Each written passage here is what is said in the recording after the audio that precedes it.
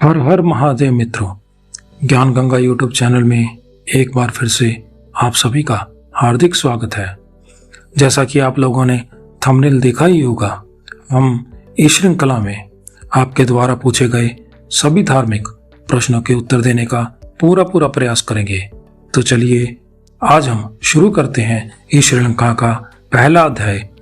हमारे पास जो पहला प्रश्न आया है वो है, हिंदू शास्त्रों के अनुसार वेद, उपनिषद, महाभारत और रामायण के बीच क्या अंतर है?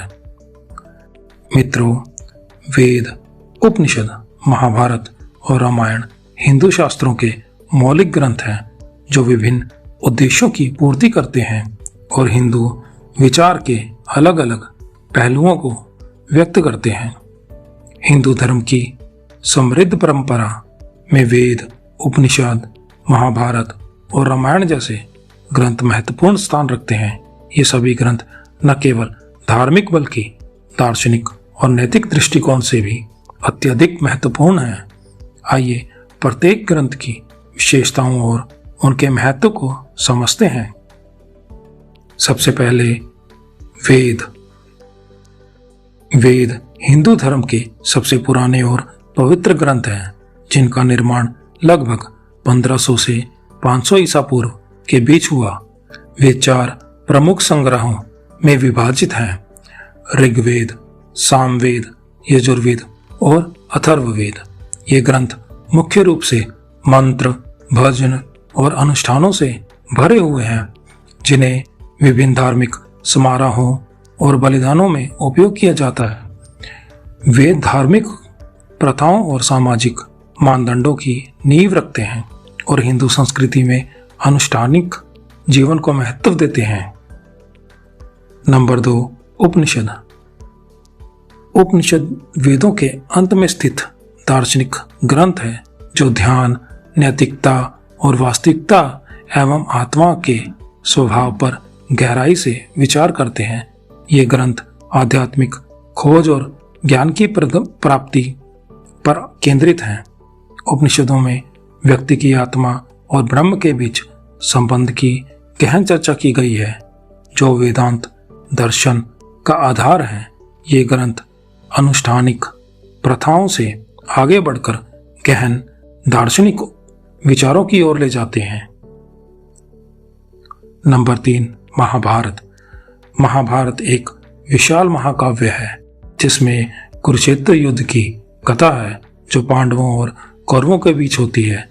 यह न केवल एक युद्ध की कहानी है, बल्कि इसमें जीवन के विभिन्न पहलुओं जैसे कर्तव्य, धर्म, नैतिकता और मानव संबंधों की जटिलताएं शामिल हैं। महाभारत में भगवद गीता एक महत्वपूर्ण भाग है, जिसमें अर्जुन और भगवान श्री कृष्ण के बीच गहन संवाद होता है। यह संवाद जीवन के संकटों और नैतिक दुविधाओं पर विचार करता है।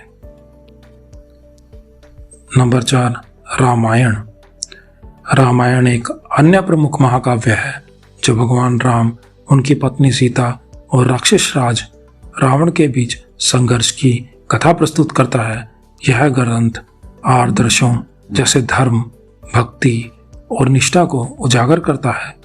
रामायण केवल एक कथा नहीं है, बल्कि यह नैतिक और आध्यात्मिक शिक्षाओं का भंडार है, जो पाठकों को जीवन के सही मार्ग पर चलने के लिए प्रेरित करती है।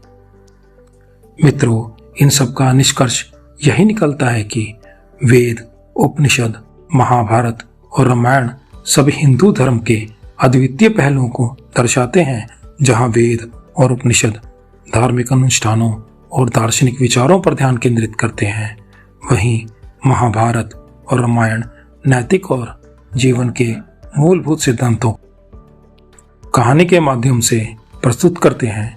इन ग्रंथों का अध्ययन केवल धार्मिक ज्ञान तक सीमित नहीं है, बल्कि यह मानव जीवन के अर्थ और उद्देश्य को समझने में भी सहायक है।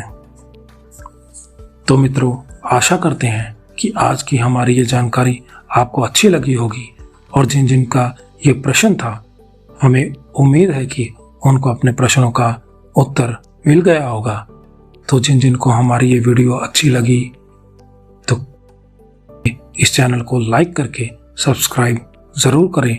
और अगर आपके मन में कोई भी प्रश्न है तो आप हमें कमेंट बॉक्स में या हमें ईमेल करके भी अपने प्रश्न हमें बता सकते हैं। हम उसके ऊपर वीडियो ज़रूर बनाएंगे और आपके प्रश्नों का उत्तर ज़रूर देंगे। तब तक के लिए आप सभी खुश रहें, तरक्की करें। हर हर महादेव।